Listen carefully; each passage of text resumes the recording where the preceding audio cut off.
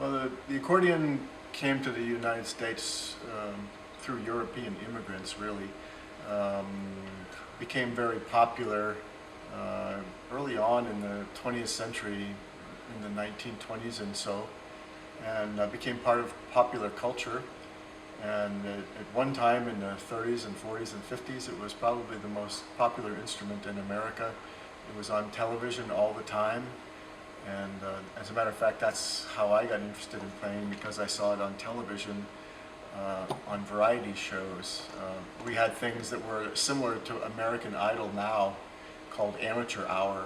And one of the big winners week after week in the 50s was a man named Dick Contino, who played accordion, and he was very handsome and built like a muscle builder and very sexy. And I was 5 years old, but that was still, for some reason, appealed to me. And so I decided to play accordion when I was 5 years old, and here I am 60 years later, still doing it. Well, nowadays you can hear music from anywhere in the world almost instantly. I mean, until the 80s, if you wanted to hear a lot of world music, you had to travel to those cultures because the record labels were not really carrying those kinds of music. They were on what we would call race labels, which means a little label just for that culture, whether it was Tex-Mex culture or Cajun culture, African culture, but the music wasn't exported. But in the 80s, it started to be exported, and you could hear music from anywhere. And now with sound files and MP3 downloads, this music is readily accessible.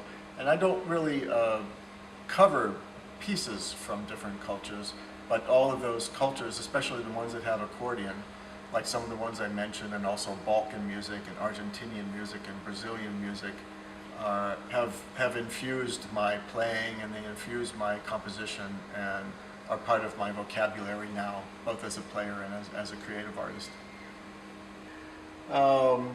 Sometimes I don't know where it comes from.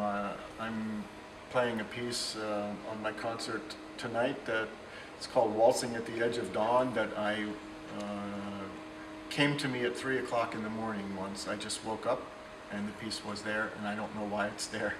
It's kind of in the style of a French musette waltz, and that's kind of odd because my first experience before that was of being a week in Berlin playing jazz, so why a French waltz came to me, I don't know.